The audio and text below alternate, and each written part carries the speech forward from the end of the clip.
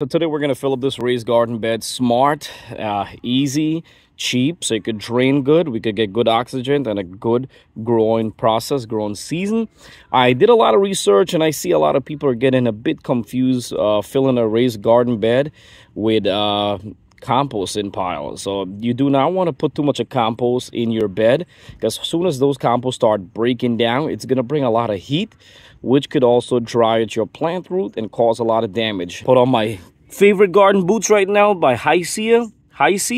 Check it in the link in the description. These are lightweight, beautiful, from wet. So this is waterproof, comes in really handy, and the price is not bad. So I'm ready to work, baby. So let's go ahead and fill this up with sticks. If you have logs, you could put some big logs, maybe one layer of logs and then some sticks, and this will help a lot with good drainage, good airflow between, and then you don't have to put in a lot of soil, because if you have to buy a lot of soil, it will cost a lot of money. These sticks is going to break down over time and helping your plant.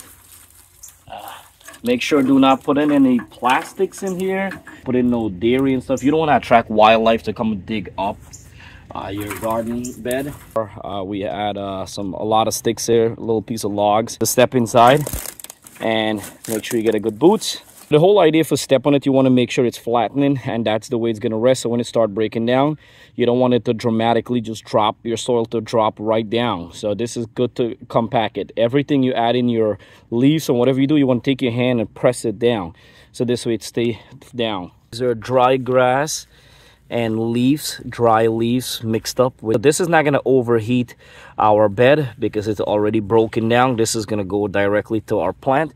Now if you add this right here, do not add a lot of green grass. The nitrogen start releasing from this, you're going to get a lot of smoke, a lot of heat, will burn your plants. If you're going to put like 5% of green, but we're going to dump a lot of this one to already break down.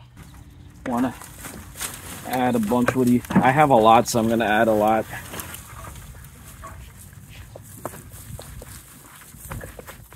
Right now, that's how it's looking. Needs a lot more. Next thing I'm going to add, I come to my compost bin. And you see right here, these are fully break down. These are ready to use. Now, these are stuff I'm now adding in. I am not going to add this in because that's not my compost pile. That's just my garden bed, which I'm going to use to grow vegetables inside. This is a compost pile. I'm going to show you right here. This is home compost. We're going to power up our whole bed, giving our plant rich nutrition. Compost is the most powerfulest thing you could add in your garden. You don't have to buy fertilizer. You make your own fertilizer. It doesn't matter what type of soil you add. To me, once you add home compost, it boosts your soil, so you don't have to go buy like super expensive soil. Buy any cheap soil in your local store, and just if you make home compost, it will boost it up. Made out of dirt here. Not sure if I'm gonna have enough soil or potting mix. Might have to end up buying more. And I'm loading this bad boy with compost. Spread it all over.